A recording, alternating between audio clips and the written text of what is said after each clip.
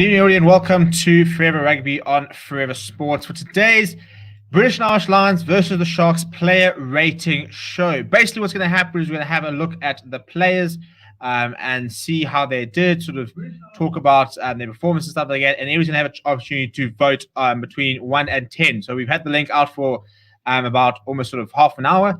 People have been voting and sort of giving their opinion on how they rate the players. We'll be rating both the Sharks players as well as the British and Irish Lions players. And we're going to basically going through it and just sort of deciding which players played well, which players sort of struggled a little bit, and stuff like that. So the link is in the description there, in the chat over there. So go get voting. Go and cast your vote and decide what you thought about some of the performance and stuff like that. I mean, it's going to be pretty high ratings for the British players, for example, after a 54.7 thrashing against the Sharks. So I don't think there were too many performances, put it that way, for the Lions, but for the Sharks, probably quite a high number of players who maybe weren't at their best and needed to sort of have stood up today. So that's the opportunity we've got. We can go and cast those sort of votes and get the going. Before you look at the votes, I'll give you everybody a few minutes to go and vote and stuff like that and get your votes in. I think that's something that people aren't starting to understand, is the fact that the kind of task that we are talking about. We are talking about provincial unions. These are provincial unions which have had players leave a lot over the last couple of years, especially as a result of COVID-19. I mean, like teams like the Sharks have lost, players like Andre Estes in the last year, teams like the Lions have lost, Malcolm Marks and Kwaka Smith just in the last year. These are players who have sort of left recently, but there's been a sort of a brain drain of SA Rugby for a number of years now. And as a result, these unions that they're playing, they're not even, if you take away the 46-man squad, and it's a bigger squad for a start, in a normal tour, we wouldn't have a 46-man Springbok squad. We would have an invitational squad. We would have an SAA squad. We wouldn't have a 46-man Springbok squad that wouldn't be available to our unions. So for a start, we've probably got a sort of 10, 12 more players in the Springbok squad than we would normally have. We probably sort of have a 32, 33, maybe even a 35-man squad as it stands. And then if you look at all the players that are overseas, those players are also not available to our unions. So what we're talking about is we're not talking about the best 4 teams after that 46-man Springbok squad. We're talking about our best 4 teams after those 4 squads, minus all the players that are playing overseas. We're actually going to do a video. We're going to do a full 15, maybe even 23 of overseas-based players who are not part of the Springbok squad and could have actually maybe formed a team to play against the Lions.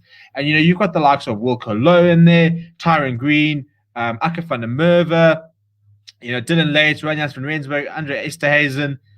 There are so many quality South African players over in Europe that aren't available to our local unions simply because they can't compete with the salaries at the moment. So that's the issue. So when people jump on the thing and they're saying that SA Rugby is a mess and these unions are a joke, SA Rugby won the World Cup in 2019. So that's the reality. The Springboks are the best team in the world. They are the world champions. There are more professional South African players in the world than there are of any other nation. But they are so far spread out that our local teams are struggling. They really are struggling.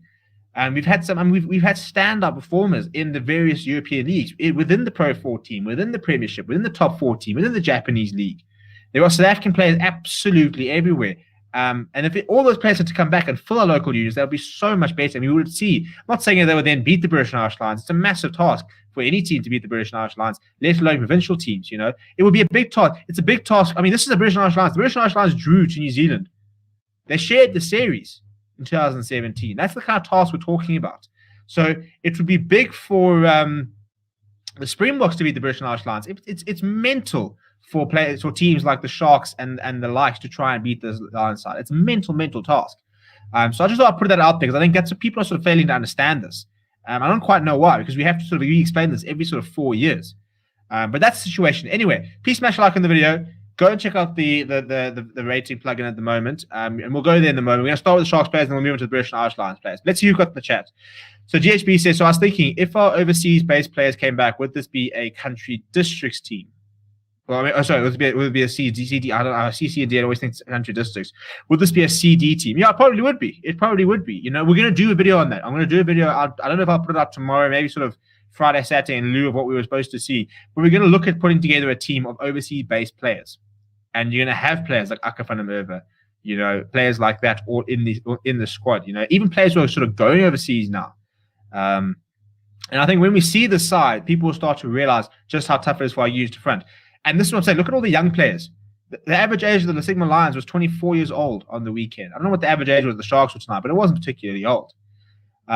So, yeah, I think that's perspective. So the British and Irish Lions haven't really been tested yet. We haven't actually been able to throw a really big test at them just yet. So I agree they look very good, but let's just sort of see what they do. I think the SAA team will offer a much better challenge. Grant Swell says there should be a new rating system. 0 to 4 equals Morris Lowe, 5 to 8 equals Werner Koch, and 9 to 10 equals Josh Adams. Yeah, we'll get there in a moment. I'm tending to agree with Werner Koch. A very nice game. GHBS, if the salary cap was lifted, how many players would be able to come back? Well, that's the thing. You know, if you suddenly remove the 60 million rand salary cap and say to all our players, come back, we can pay you the money. You know, if Rock Nation and MVM Holdings down there in Durban say that we can foot the bill and we can do this, how many of these players can we get back? I mean, I think quite a few players. Something like Malcolm Marks, Quacker Smith, they wanted to remain in South Africa until sort of COVID hit. So we can bring a lot of players back. You know, we've got players who go to sabbatical for Japan and stuff like that. So I don't want to get too much onto this, but there's definitely a lot of players we could bring back. Redeem Quandad says Morris Lowe by far had the best game for the Sharks. I'm not quite sure which game you were watching. I think he had one good break. I think he was at fault for the Josh Adams try. And I thought he knocked the ball on twice pretty easily. In fact, 3 times I think in contact. I wasn't particularly impressed with Morris Lowe at all. John Renell says, do you think the SAA team can beat them? I don't think they can beat. I mean, look, they can beat them. I don't think they will. I think they're a little bit undercooked, but I think it'll obviously be a much better game. You know, we're talking about a front row of maybe Oxenshire or maybe Cooney Oosthuizen and Joseph Dweber, Thomas Latoy, a middle row of Nicholas Atzman, Rensburg, Marvin Ori. We're talking about a loose trio of could have both the Dupree brothers and Markov and start. I mean, that's a much better pack already than what we see now. Scrum off, we could be seeing, you know, Hershey Yankees starting with Alton Yankees outside, and we could have a center pairing of, I don't know, you could put Fast State inside. We could have Damien Willemse and Jesse Creel at outside center because he technically would be a second team, and you could have wings of, you know, Spoon Corsi and Yao Penkley and a fullback of Upland Fassi. Now, that's a good team. That's a much better team than what we're seeing here. So I'm very keen to see that SAA team, and I'll do a video next week. I'm sort of trying to predict what the SAA team will be. But yeah, I think that's just an important thing to sort of understand before we sort of move forward. People need to stop harping on, oh wow, this is really bad performance from the SA teams. We're talking about these 4 unions maybe being. We have to do our top 15 sides, and we have to go A, B, C. I think the Bulls are probably looking at being a D team. I think the Bulls are probably the 4th best side we could put together of South African players. You know, so if they're the 4th best side, that means the Sharks, Lions, Western Province are sort of your 5th, 6th, 7th, 8th. So yeah, congratulations. A side of 4 nations put together have gone and beaten our 6th or 7th best side by 40 odd points. It's kind of expected, isn't it? I mean, we would do the same thing. If you had to do the same thing, even if the Springboks went over and played against, you know, the 6th or 7th best team in England, it would be a similar scoreline, you would think. Anyway, Johnny says, I feel for the Bulls that they can't play them now. Well, that hasn't actually been confirmed. The Bulls are really trying to make sure that game continues, whether it'll be on Tuesday the 20th after the Stormers game before the first test, or Tuesday the 27th between the first 2 tests. They're also trying to reschedule that game. So that game could still actually happen. Touch wood, it could still happen. Hopefully it does, and we can get that sorted, because I think the Bulls would offer a much better test than the rest of the U's. I think Western Province are a little bit in trouble after what we saw today. I mean, they got beaten by the Griquas today, and they're welcoming back maybe Jean de Jong for next weekend. But apart from that, and Edwin Verscher, you know, I think it's going to be a much weaker Western Province side. What will be interesting is, in theory, after the SAA team, the Boks was supposed to trim their side down, their squad down. So, you know, maybe Western Province / Stormers get the likes of Ascari and Tabeni back. Unfortunately, I think that's pretty much all they'll get back. I don't see anybody else sort of dropping down on that Stormers side, because the other players are sort of very much frontline players. So we're interested to see what happens there. But let's get on to the ratings. I think by now everyone's had a chance to go and vote and stuff like that. So we will be able to see if we can agree or disagree. I think we really might apparently be disagreeing on Marius Lowe, who I thought was pretty ordinary. So let's get on to it. We're going to start with the Sharks player, which means that first up is Kwesi Mona. And I'll try and bring up the stats for every player. It's always very difficult to look at a front row in terms of stats because it doesn't really show you like scrums won. But I think Kwesi Mona, he made 1 carry, 2 tackles. I thought it was all right at scrum time, but nothing special. So I'm kind of sitting at around a 5 for Kwesi Mona. But yeah, before we go there, Randolph mentions the Bulls have all their players. Yeah, I mean, the Bulls are missing what? Dwayne, Mornay, Marco van Staden, and I always forget, and Trevor. So Lisa Boca is a class prop. They've got Jacques from Roy in there. He's a very good prop. They've got good players to the Bulls. I think the Bulls can really sort of stretch them. Grant Suarez-Esquero will start in the SAA team. I'm hoping Joseph Dweba starts. I hope Joseph Dweba starts. I really want to see Joseph Dweba up against the Lions. I think he should be playing for the Sigma Lions. But so we'll start with Kwesi Mona, and I'm going to give him a 5. I don't think he did much wrong, but 1 carry, 2 tackles. I think it was solid enough at scrum time. I was pretty impressed with him, but didn't really blow the door on anywhere else. Fez Mbata, he threw the lineup was pretty good. I'll give him that much. He made 3 tackles. He didn't miss a tackle. He made 3 carries, but I thought his throwing into the line was pretty solid. I thought he was quite a solid set piece player. So I'll give Fez a 6. I think that he was pretty decent. Could have been better, but could have been a lot worse. People go with a 5. We went with a 4.5, so we're pretty close with Kwesi Mona. But good to see that people recognize that I thought Fez Mbata had a better game.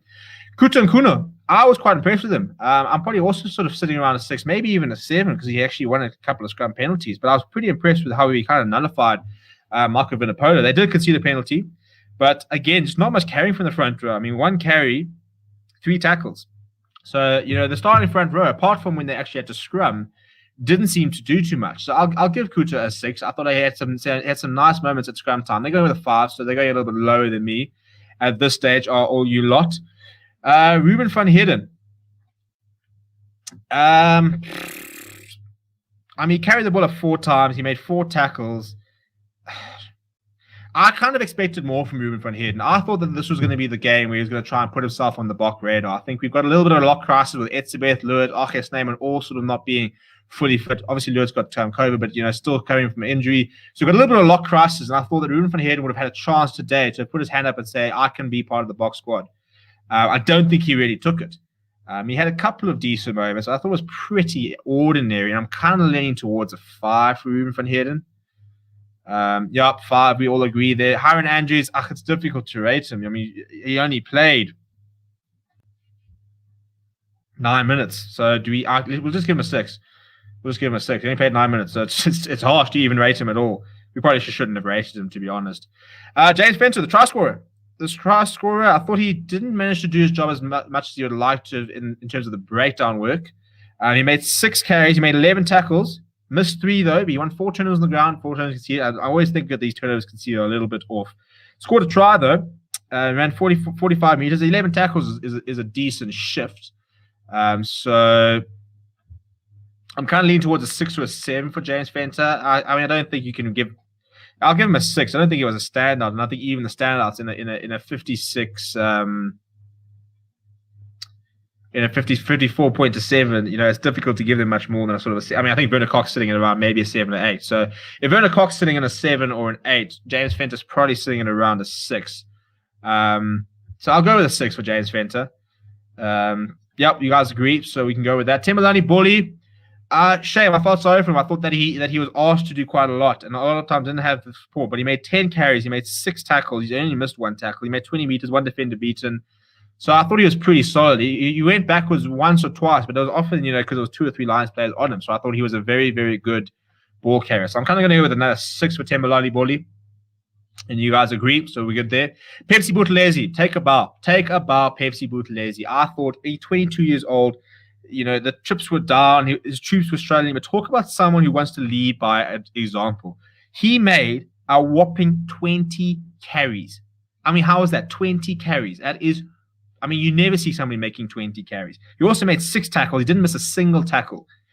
3 turnovers, 1 as well. 2 defenders beaten, 26 meters gained. I thought he was absolutely immense. I thought that he was someone who, could see that his team was struggling, and maybe should have gone for golf, and maybe they should have kicked a few penalties and made the scoreboard a little bit sort of kinder.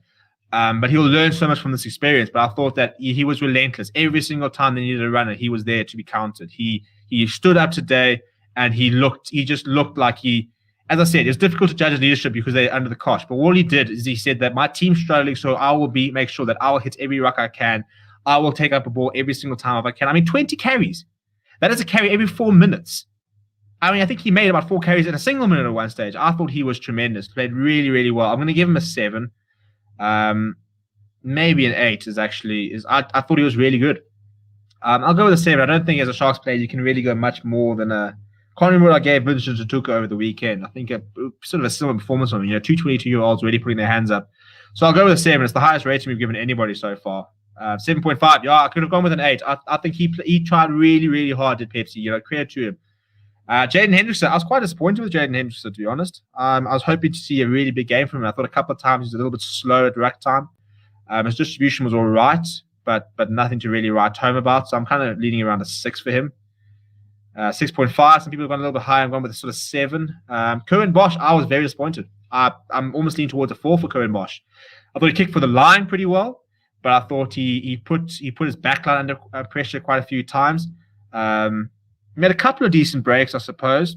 So I'll probably sort of move to with 5. Look, but made 4 tackles. He missed 2 tackles. He made 17 passes, 1 defender beaten, 1 clean break, 1 offload, 46 meters gained. Yeah, I was kind of disappointed. I thought that Cohen Bosch would have had to really stand up this tonight to have had a big doubt. So I'm going to go with a 5 by him. I thought he was pretty ordinary. 5.5. Yeah, I'm a little bit lower than the thing. I thought he was pretty poor. I thought he had a chance to sort of say that, I should be part of that box squad. I'm the next best 10. And he didn't look the next best 10. Tucker Abrahams. Well, Josh Adams scored a try because he couldn't feel the ball on the ground. He made a couple of nice breaks, though. 1 clean break, 3 defenders beaten, 58 meters gained, 4 tackles made, 1 missed tackles. We'll probably just go with a 6 for him. Marius Lowe, 5.5. We're pretty on. Marius Lowe, well, I'm interested to see what people think. I think his stats read pretty well.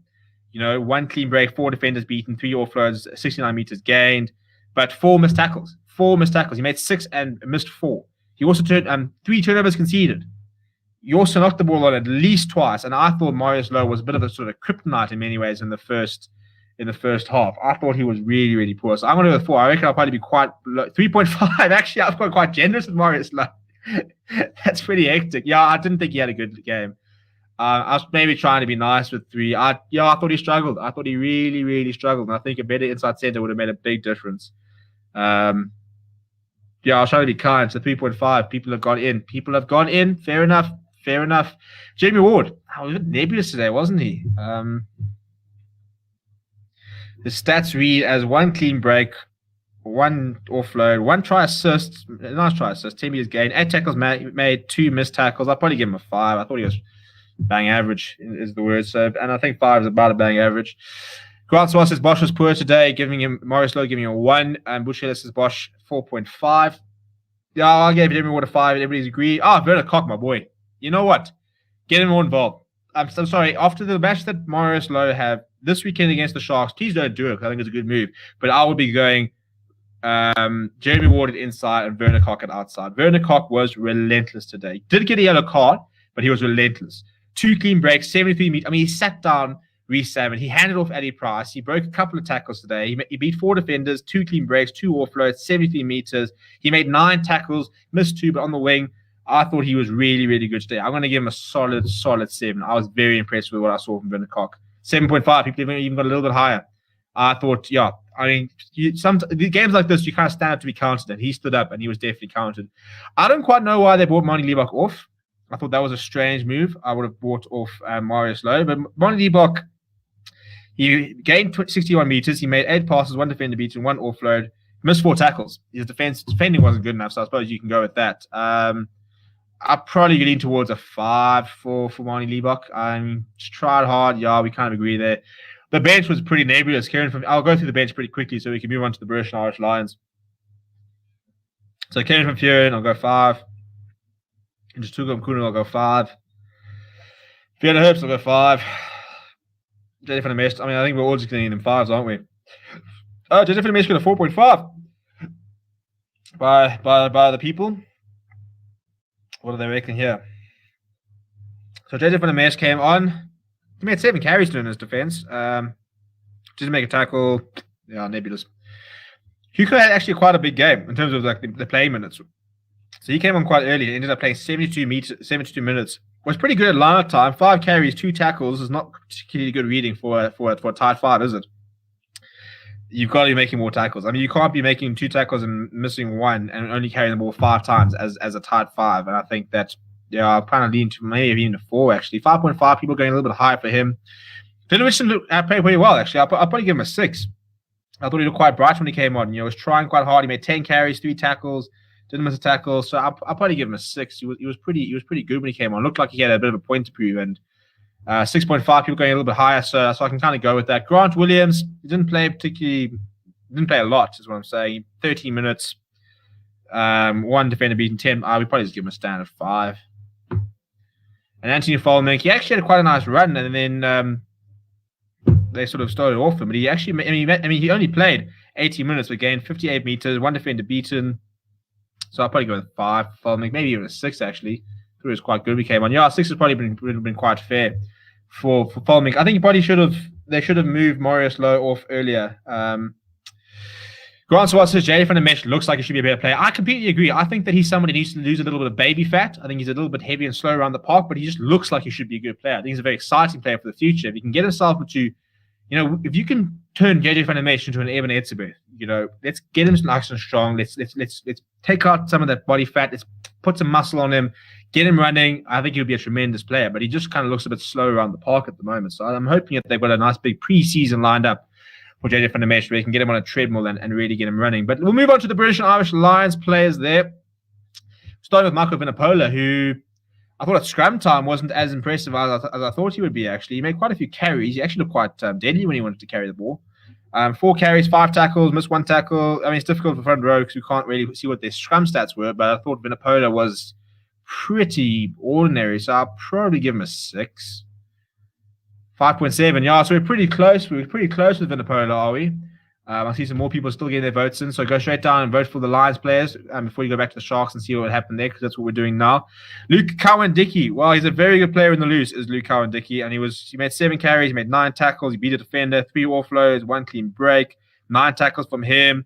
Pretty solid day out for Luke Cowan-Dickey, so I'll go with a 7 for him. 6.3, people are going a little bit lower. I thought it was pretty decent, was Cowan-Dickey. He probably can get more involved. Zander Ferguson. Where are we sitting on Zander Ferguson? I thought he was quite quiet. 3 carries, 1 tackle. It's probably a 6 from him if you're going to do that. 5.5, yeah. I mean, they would win a couple of scrum penalties. They're not really there to carry the ball. Ian Henderson, the El Capitano. He was very good at the line-out. He made 1 carry, but he made 14 tackles and didn't miss a single one. I thought he was very good in the defense. So I'm going to sort of lean towards a 7 for Ian Henderson just for his defensive effort. I think 6 are harsh. I think 6 is harsh. I think to make 14 tackles and not miss a single one is doing the job of a lock forward. Adam Beard. Well, I'll tell you what. For somebody who wasn't supposed to be on the tour, he didn't look like it at all. He's very, very big. He made 14 tackles as well, missing just 1. Played a full 80 minutes, 3 meters gain across 2 carries. I thought he was pretty solid at line of time as well. So I'll also probably go with a 7 there. People go with a 6. I thought they were solid. A lock's job's never pretty. It's never pretty as a lock's job. They're never, gonna, and especially these locks. I think these locks are very much grunt workers. They'll make the tackles. They'll do the hard yards so they can allow, the likes of Josh Navidi, Tom Curry, Sam Simmons. They can run around the ball with a bit more. Josh Navidi, I thought, kind of grew into the game. Took him a while to get going. He made 16 tackles though. So you're making 16 tackles, 2 carries. I'm leaning towards a 7. 16 tackles is a big effort. So credit to him. Tom Curry, he started off quite well, I thought, Tom Curry, but kind of faded towards the end. We didn't see much of him. I mean, he get replaced, obviously. But he played 62 minutes. He made 12 tackles, missing 1. Not a single meter gained, 2 carries. So I'll probably throw to him at a 6. By his high standards, I thought that he could have done a bit better. Yeah, 5.5. We're going a bit lower for Tom Curry.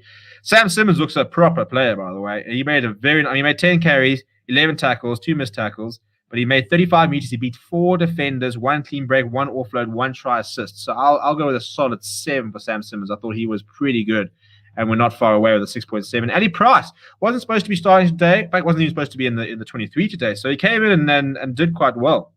Won a very important turnover. His distribution was solid. I'll probably give him a 6. I don't think it was sublime. 6.7, yeah. No, I can go with that. I thought he was actually pretty good. Owen Farrell, an interesting game from Owen Farrell today. A very interesting game. I thought that he controlled the game pretty well. He had quite a couple of good kicks in behind. Hasn't played fly half in a while at test match level. So look, I mean, it's difficult. He made 5 tackles. He missed 2 tackles. 7 meters gain, 71% tackle success rate, 75% kick success rate. Probably sort of go with a 6, maybe a 7. 6.7, yeah, I can maybe close to 7. Jonathan Merva, while he scored a hat trick. So, what must we do when someone scores a hat trick? He ran 72 meters, beating 3 defenders, 2 clean breaks, 1 offload, 3 tries, 4 tackles, not a single tackle missed. You got to give him an 8, don't you? You've got to give him an 8 out of 10. People go with 9. I can go with 9 as well. 3 tries, yeah, I probably should have gone with. I'll go with the 9. I'll just join the 9 club. So 9.5. Then after that, yeah, he was very good. Was Julian van der Merwe. I think Josh Adams will also get 9. Bundy Aki, he scored a try to Bundy Aki. He made 0 clean breaks, 2 defenders beaten, 9 tackles, 3 missed. Yeah, pretty ordinary. I thought could have probably had. He did score a try, so maybe 6.3. I can go with that. You people know your stuff. Taffy Duck says Navidi was robbed a man of the match. 4 tries don't get you last week. Get 3 do this week. I mean, I don't know how 4 tries doesn't get Josh Adams last week. I think that's more of a poor decision on the weekend to give it to Hamish Watson. Yeah, as you said, the video was massive on defense. So, but I mean, I think you've got to give it to who actually got it. Was it Duvan or was it Josh Adams? I'm assuming it's Josh Adams. I thought Duvan van der Merwe's tries were probably better in many. Actually, I don't know. I actually didn't see who got man of the match. Elliot Daly. He's a useful player at outside centre. Didn't do as much as I think he'd probably like to, but he's got some nice stats here. He's got 61 meters gained, 4 passes, 2 defenders beaten, 2 clean breaks, 2 offloads, a try assist, 8 tackles. Probably sitting around a solid 7. I think it's there we go. You guys agree? Good to see. Louis Rees-Zammit. Well, Mr. Lightning. He showed his lightning today. Very very solid was Elliot Daly. I mean was Rees-Zammit. He ran quite a few meters. 104 meters, 2 defenders beaten, 2 clean breaks, 1 offload, 1 try assist, 1 try, 2 tackles, 1 missed. Probably give him a 7. 8. Yeah, I can go with that. Josh Adams is bringing again a 9. 4 defenders beaten, 2 offloads, a try assist as well as a clean break, 3 tries, 2 tackles, didn't miss tackle. Playing at full back today. Wasn't even supposed to be playing today. So you got to give him a 9, don't you? You've got to give him a 9.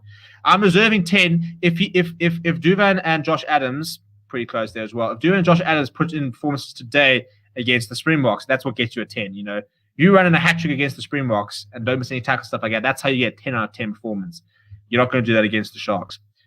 Ken Owens off the bench. The bench was, I don't think there were too many massive impacts off the bench. Ken Owens made 1 carry, 8 tackles though. So a solid outing for him. Probably go with a bit of maybe 6 or 7. 3.5. Jeez, like it. What did I miss by Ken Owens? Yeah, I suppose he knocked the ball on a bit. I don't think it was that bad. 3.5. I went with 6, hey? Yeah. Yeah, I'm not quite sure. Yeah, maybe I watched a different Ken Owens. I didn't think he was that bad. I thought he was but nothing. He made a couple of tackles. Rory Sutherland, yeah, they look, to be fair, once again, actually, if you're looking at the placement, but actually haven't, Tag Byrne didn't play today, so we got these a bit wrong. But Rory Sutherland, so it's supposed to be Tag Furlong. Rory Sutherland made 12 tackles when he came on, 29 minutes, made 12 tackles. 1 carry as well, 2 missed tackles. Probably give him a solid 6. Yeah, we can go with that. We'll skip Tag Byrne. It's supposed to be Tag Furlong. Mario Toje was he didn't have much to do, did he? So we'll probably get a 6. Only came on for 13 minutes, made 5 tackles. Give you a 6. Jack Conan, he actually made a couple of turnovers, Jack Conan, a couple of carries as well. Looked quite bright when he came on. 4 carries, 10 tackles. So we'll give you a solid 6 there. Nothing wrong with your efforts. 5.5, I think that's a bit harsh. That's not supposed to be Justin Tippery either. That's supposed to be Hamish Watson. So we'll go straight to Finn Russell and Talape Falatau. Finn Russell made a couple of mistakes actually when he came on, trying to be a little bit too clever. So it wasn't anything special. Probably give him a 6. Yeah, there we go. And Falatau, we hardly saw him. He made 7 tackles, but just 1 carry. That's what he's really known for. We'll give you a 6. No other way about it. There we go, 5.7. Yeah, so that's what we've got there. The 2 highest raters were Josh Adam. Yeah, that's harsh and Ken Owens. Yeah, Grant Swartz agrees. I definitely think so. So that's the ratings we've got there. Josh Adams and Johan van Over obviously stealing the plaudits as they should with a hat trick apiece. So very very good effort from them. I'm going to wrap up there. It's been quite a long night of coverage.